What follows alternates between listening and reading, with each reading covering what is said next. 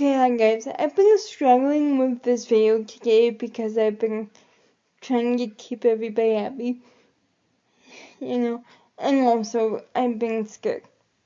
That's the spring truth. I've been very, very scared. Because the last time I tried a gratitude approach, people looked at me like I was nuts, and people are really upset right now. So when you come at it like, I understand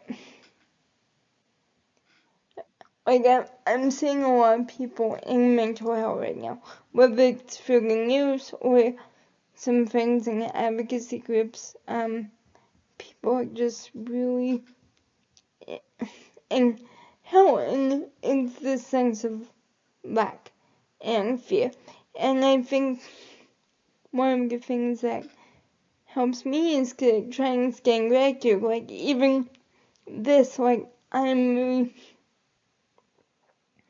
stressed about my things right now because it scares me. I'm seeing mental health just right now, and that's scary, and because of my own history with mental health. But at the same time, I'm grateful for the fact that I can have an open heart. I think that's a huge mistake that people make when they think about gratitude. They think that gratitude has to be like, oh, happy, happy, joy, joy. When gratitude can actually be, it can be that. Don't get me wrong. It can be that. But it can also be, what? I'm so grateful I'm ticked off because it means I'm still feeling. I'm grateful that I'm having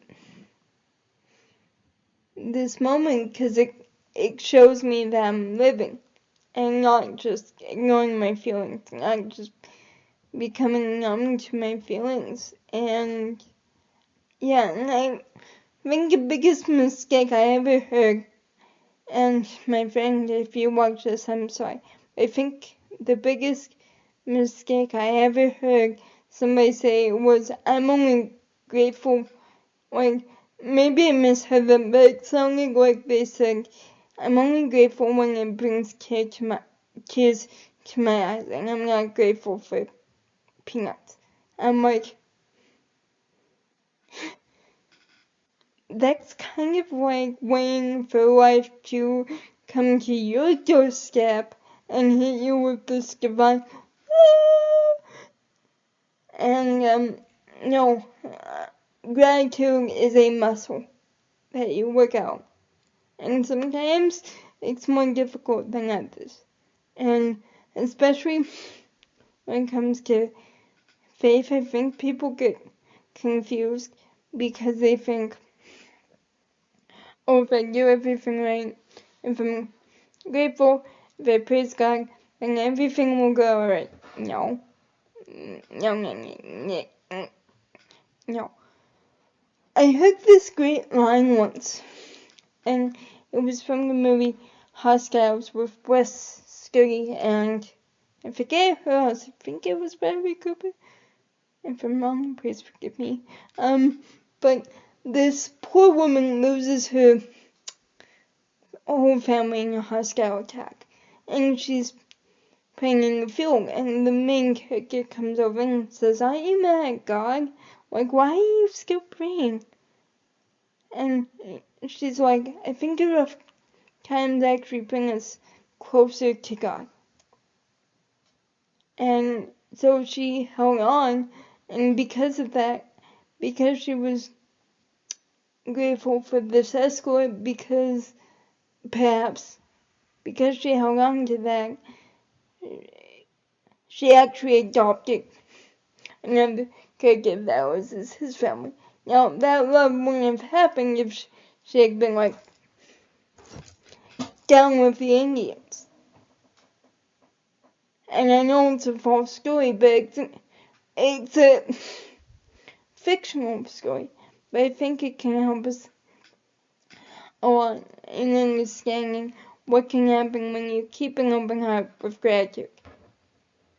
you can see the opportunities to show that love that maybe you've lost.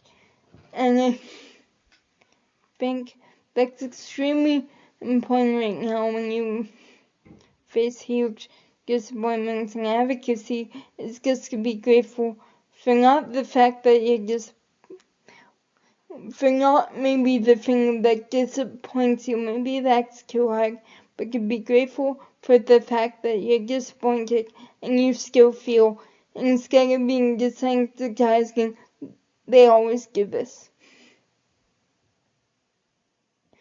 And that is a struggle that I'm seeing in this storm right now, is that people are saying they always give this, but if we're grateful for the advocacy group, if we're grateful for our friends, if we're grateful for just that, if you're like toasting Tone, I'm sorry, but if we're grateful for the ice cream in the freezer that we can eat after a really difficult meeting like I was a couple days, about 2 weeks ago, then we can open our hearts and still see the joy around us, and I think that's paramount for us right now, whether you're an advocate or not. And for love's sake, for the sake of love, turn off the news just for a day. I know you can't turn off Apple News on your phone, but perhaps we can learn to turn off at least the TV and just watch some comedy or something. Just be grateful. Hug that person. Send that text. Read your favorite book and be grateful for it. Look out your window and see a beautiful sky. And be grateful. Because if we're not grateful, that's what cripples us. Not the lack of money. I mean, it does. I'm not denying it. But the lack of gratitude towards what we do get is even more crippling, because people are just gonna go, I'm not gonna give more to for the for it also says in Luke that those who have been given much there'll be more expectation, and $200 doesn't seem like much, but when it builds over time, over the year, it is a lot. I know that's not a favorite opinion in my things right now, but guys, if we're grateful for their effort, they will have more energy to help us out in the future. And again, I love you very much. This is not meant to come across as moralizing, but gratitude is the key to happiness. Trust me, I know. Because when I wasn't grateful, I wouldn't be here. Like, I have my family, I have my friends, but my lack of gratitude, even for those regular, constant sources of love, really brought me down once. And I just want to save people from that hell. Because a lack of gratitude, that's hell on earth. So let's just try and be grateful for one thing. One thing. Even if it's just the ability to swear our heads off.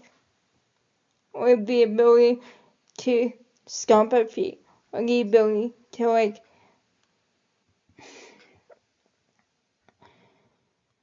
or the ability to use our tear ducts.